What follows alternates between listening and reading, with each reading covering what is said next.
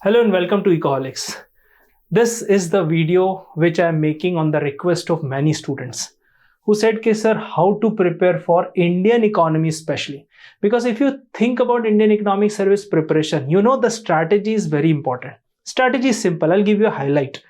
Number one is what are the major topics and the syllabus. Now in the syllabus, if you see microeconomics dominance, you will clearly see in General Economics 1. And Indian economics dominance in the whole paper, that is paper 4 of economics, and in total it's a paper 6. So what I say, these two subjects consist of almost 400 marks out of 800 marks of economics knowledge. Now people make mistake because they don't understand the weightage of the syllabus. In understanding the weightage of the syllabus, it is very important to invest your time in those subjects which will yield you the maximum amount of result. Generally, microeconomics, if you invest, you will get 150 marks in General Economics 1. In General Economics 3, you will get 50 marks of microeconomics, which is under the industry and market structure. And whole Indian economics paper of 200 marks is there. So if you combine these two subjects only, you will get 400 marks worth of output. Now for this, I conduct a 3 hours free masterclass or a workshop of Indian Economic Service. Registration is free. Link is given in the description. If you are interested in that, understanding the weightage, importance of this exam, writing answers, what to read, what not to read, and so many things I've explained in that workshop, you can register it for free. Let's come to the video. Indian Economic Service exam. I told you the weightage. Now here, I will not discuss each and everything about other subjects. I will discuss here only on paper 4, that is of Indian economics. Now, mastering this subject is very vital because this subject looks very interesting on eyes. If you see the answers, if you see the question, you will like, okay, this is related to urbanization, this is related to inflation, this is related to labor, agriculture. I can easily write it. But once you start writing these answers, these are the most trickiest answer. Because if I ask you write Herod-Domer model, write Heckscher-Ohlin model, whatever they have given in their model and theory, you have to replicate the same. But if I ask about the unemployment scenario in India, a person will write the same answer and person B will write totally different answer, but they may get similar marks. And that is why writing answer is tricky in Indian economy, and you will feel that it's look very easy on eyes, but it's difficult to score. You can see the mark sheet. I have been teaching these students in my last 10 years of economics career. Here you see 4 important points. So 1, 2, 3 and 4. These are the things that we will discuss in this video, and I will tell each and everything in detail. Number 1 is syllabus of Indian economics. Now I will not discuss the syllabus per se because this will make the video so long. Syllabus you can check out on our website. Link is given in the description as well. Now in the syllabus, if you see the division, there are 11 divisions in that. We'll discuss those as well. What exactly you need to do? Syllabus is like a roadmap. You are leaving your home, putting navigation on Google Maps, seeing the way, and that is your destination. So here you are starting thinking about preparing for this examination as a postgraduate economics student, and then you are going towards a destination that is the name in the final list of Indian Economic Service. What is the pathway? What is that Google map? This is the Google map for you. Second, under that we'll discuss sources, current affairs, because students generally ask me, so what are the good books? So which book should I read? I will tell you each and everything about that. In my books video, I have covered separately all the books for each and every topic inside it. So you can go and watch that out. But here under this head, today I will discuss that all the books are good. It's like the perspective that you need to understand. So all Indian economics books are good, but here what perspective we need. In current affairs, which newspaper you have to read, whether you have to read magazines or not, we discuss these things. Approach. Under approach, we will see thematic approach. Indian economics is not like reading one standard book of undergraduation or post-graduation and writing the similar answer in the exam. No. This third point makes all the difference in the marks of the toppers and those who do not qualify. And the fourth point, which is obviously unavoidable. In my every video, I always say practice and consistency. Because if you don't do practice, if I say I have to run in Olympics, what I have to do exactly? I have to run, simple.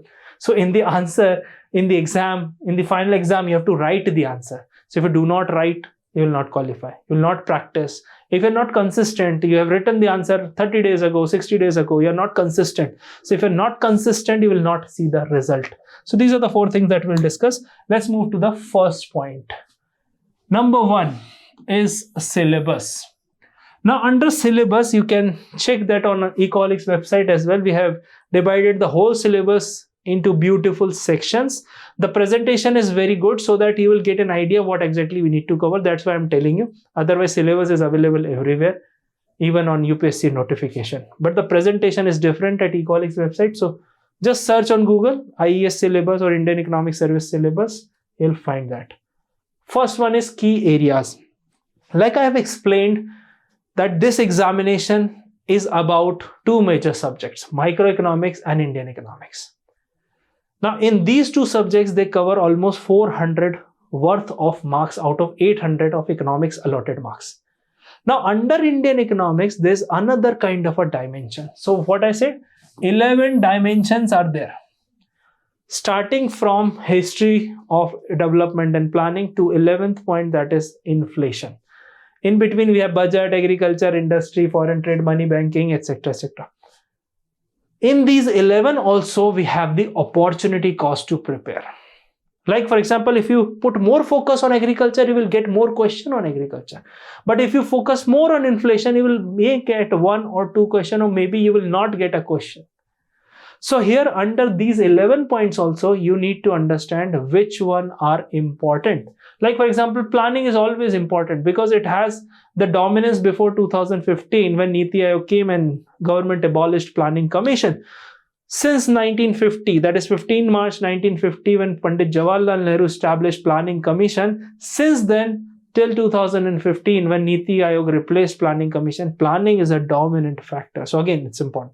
Agriculture provides livelihood. Industry, government is pushing Make in India. Service sector, since 1991, our Indian economy is dominated by the growth provided from service sector. So you can see these 3 major portions.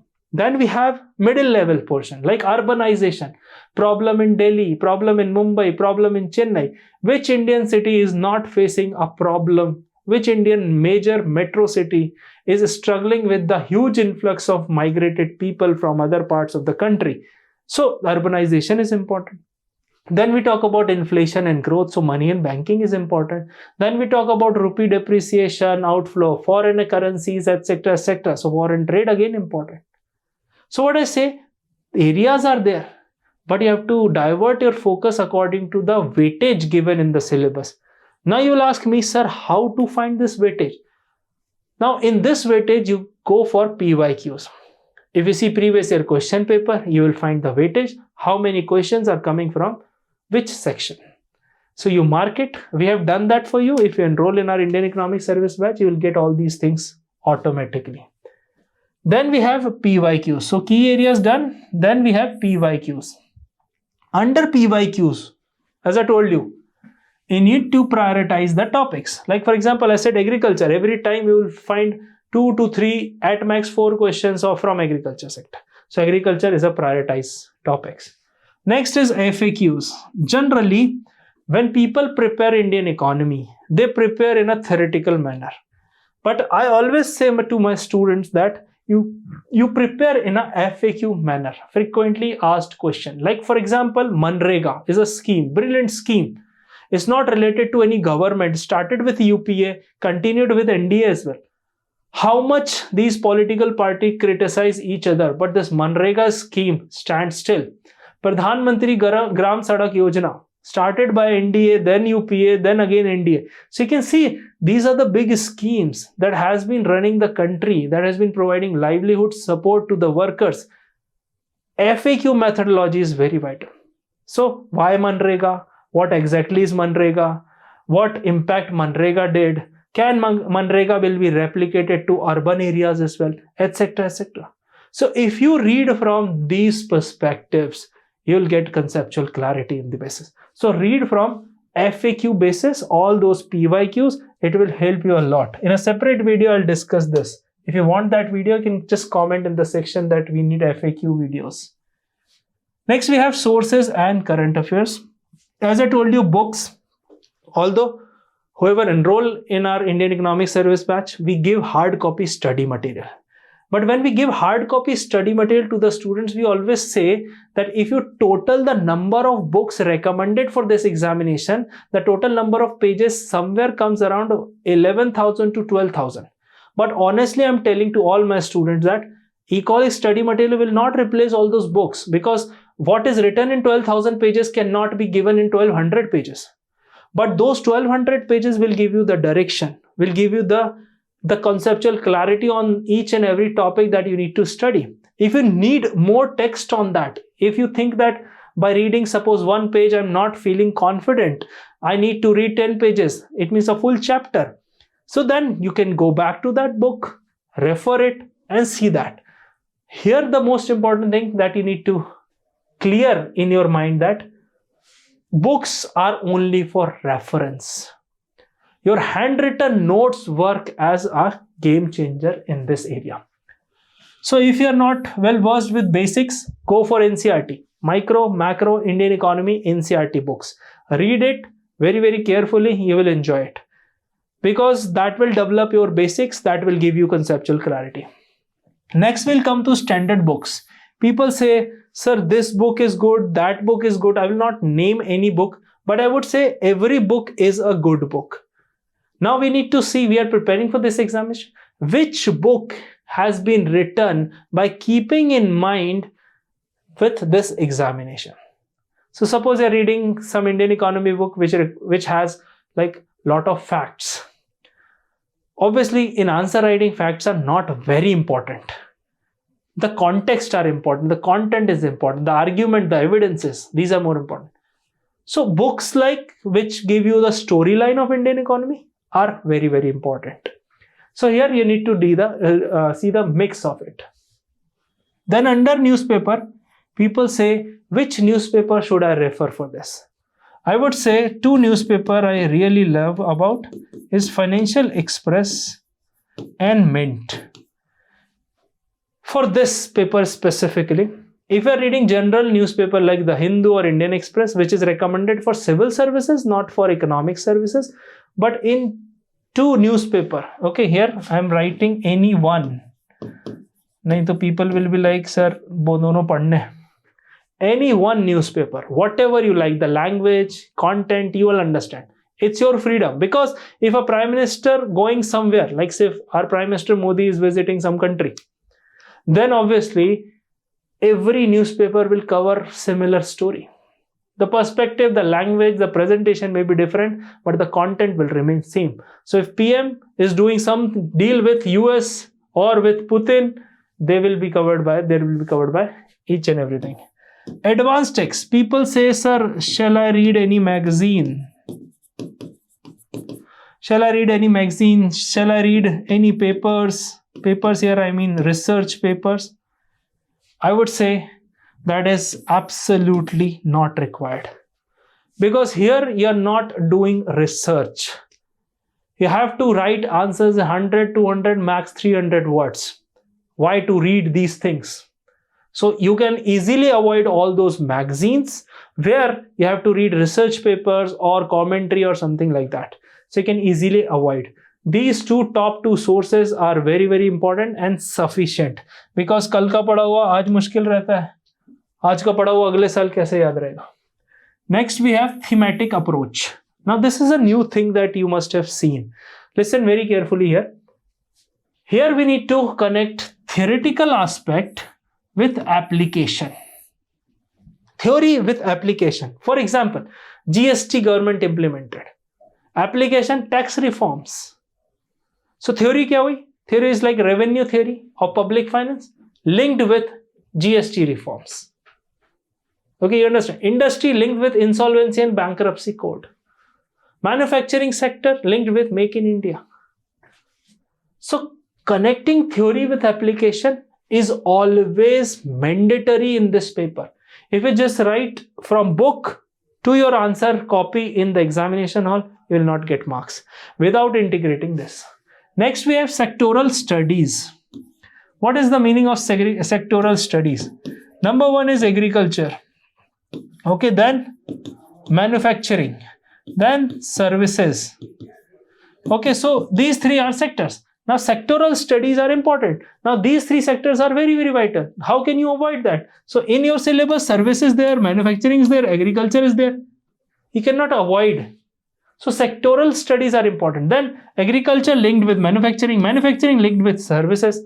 Because I was solving doubt of one of my student and that person said, sir, before 1991, there was no services. ऐसा नहीं था, services were there, trucks were running, buses were there. So service sector was there, but the dominance of IT started 1991 when computer introduced, BPOs, etc., helped Indian economy, and you can see the drastic improvement in the growth. So sectoral studies, again, very important, cannot be avoided at any sense. Last is trend analysis. Like for example, GDP. I always say to my student that never read data in isolation. Always read data in some kind of a comparison. Like this inflation, so it's going up. So when you search gold prices last 5 years, you'll find some graph like this. That's trend. So all the data you have, current account deficit, fiscal deficit, etc., always see in terms of trend. Never see in isolation. Like I remember the data of 2024, 25, 26, or I remember 1991. So always see at the time of independence, at the time of reforms, or at the current situation. You see the drastic difference. That is what we call trend analysis. I hope you understand. Last, very important, is practice and consistency. This examination requires you to be consistent for next 1 year.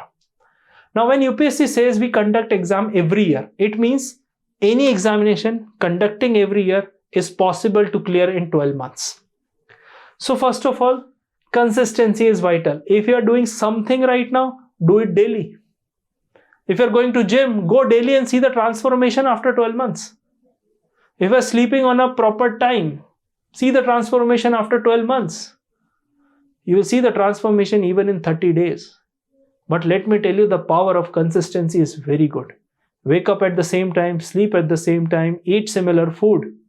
Eat boring food will give you immense amount of health and energy. On the same lines, consistency. I'm reading newspaper. Daily I will read the newspaper, whatever happens. Daily I will read my content from the theoretical aspect. Daily I will do answer writing. Daily I will attend the class. Weekly I will write test. That consistency will give you. I remember that one student came to me and he was like scared from answer writing. And he was totally scared, like he was shivering while writing answers. After 6 weeks, this person transformed and was writing beautiful answer. When he himself read the answer that he has written on the week 1, he himself said, sir, you have given me more marks. Then I said, those marks are not for your answer, but to maintain your confidence. I hope you understand. Consistency has a lot of power. Now here, practicing. First thing is answer writing. I have explained in many videos on YouTube as well how to write answers. So go and watch that.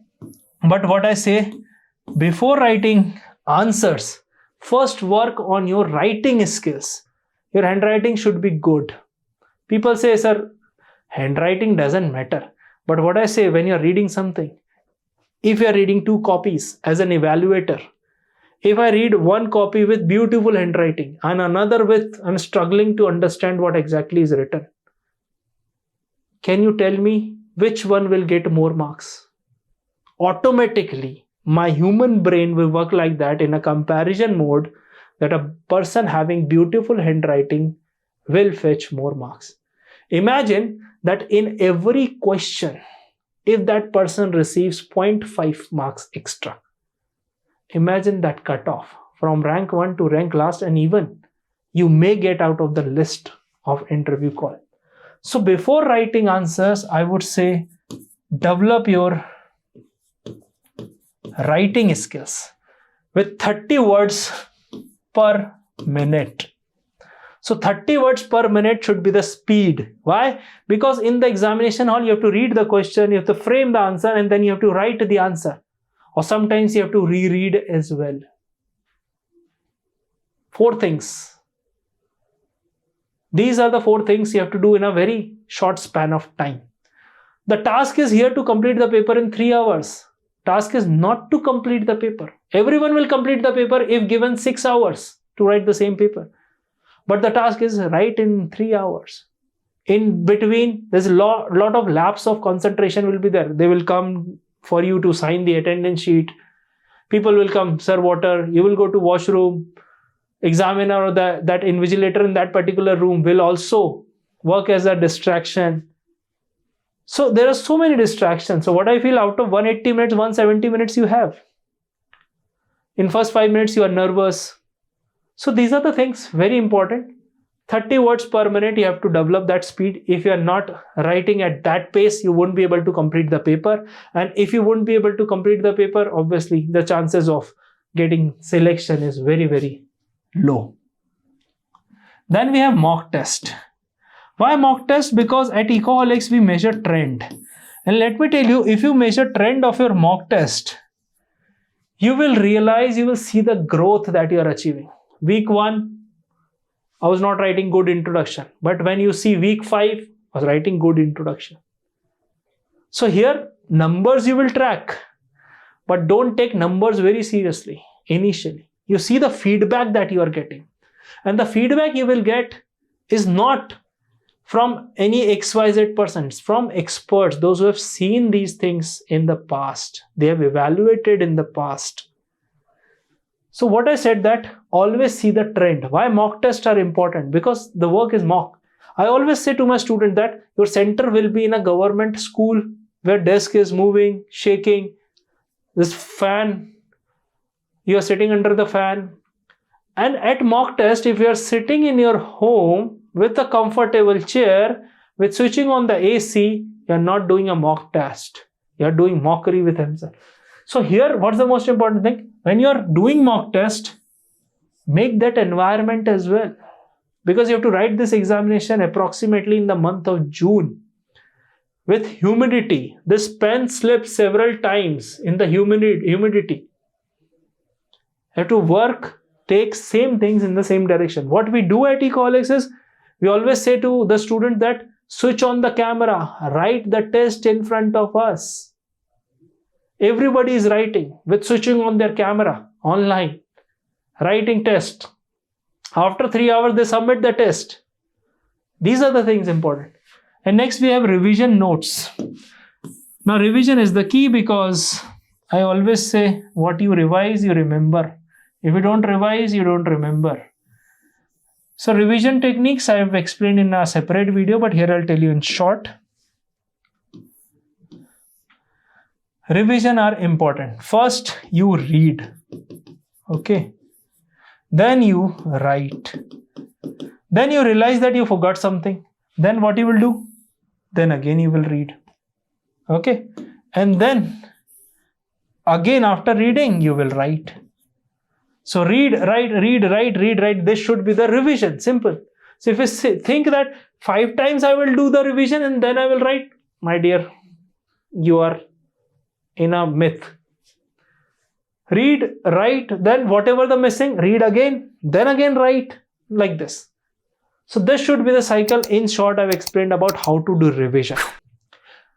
Don't forget to register for the free workshop that was for 3 hours, where I've explained each and everything about Indian Economic Service Examination. I hope you like this video. Leave a comment if you need certain other videos, and do subscribe this channel to get those valuable content. Thank you so much and have a nice day.